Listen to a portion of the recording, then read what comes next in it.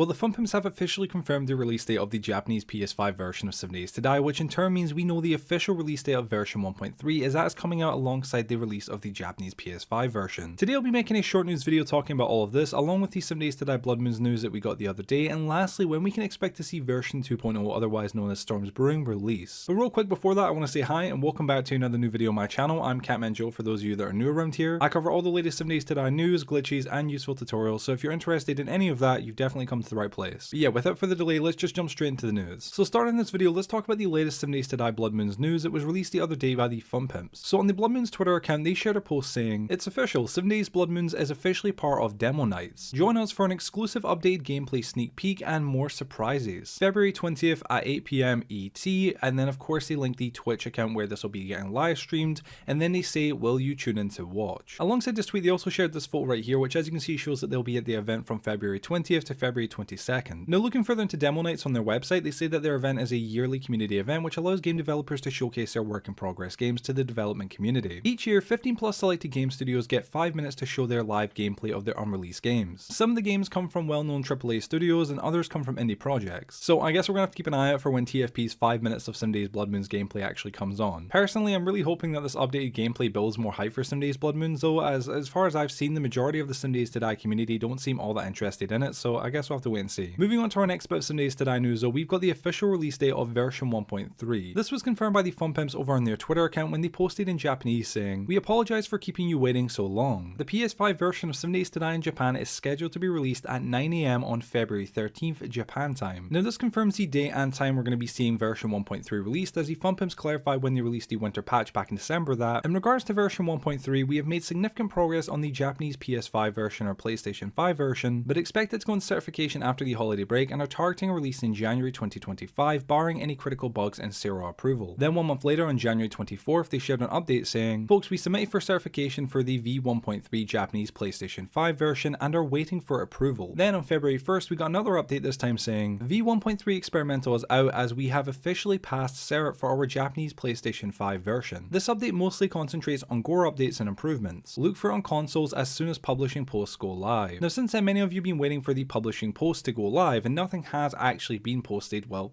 live, but with the latest announcement we can expect them to actually release this version on the 13th of February, which I must say is obviously awesome to hear. And also if any of you are interested in all the changes coming in version 1.3, I made a video on that already that I'll have on the screen right now, so check that out. And that takes us to the last segment of this video, which is answering the question of when will we be seeing version 2.0, otherwise known as Storm's Brewing, be released. And to quickly answer that question, it is hopefully going to be coming out before the end of March. Although of course there is a possibility it could come out by the end of February, but most likely again it will come out by the very end of March. We know that the development of Storm's Brewing was sadly delayed from its original goal of the last quarter of 2024 back when version 1.0 was announced to the first quarter of 2025. And many, including myself, believe one of the main reasons for this delay was likely the Japanese PlayStation 5 version of 7 Days to Die having to be modified and edited multiple times to get several approval. But now that it has been approved and it is on track to being released, we can only hope that this gives the Fun Pimps that extra needy resources and time that they do need to finish Storm's Brewing and get it out by the end of March. But yeah, ladies and gentlemen, with all that being said, that is the end of this video. I want to say thank you all so much for watching. If you did go and enjoy it, please share it with your friends, drop it a like, and let me know your thoughts on all the news I covered today. Also, I'm sure it goes without saying, but please be sure to subscribe, turn the notification bell, stay notified for when I release any other 7 Days to Die news content on the channel. Other than that, guys, thank you all so much for watching, and hopefully I'll see you in the next video.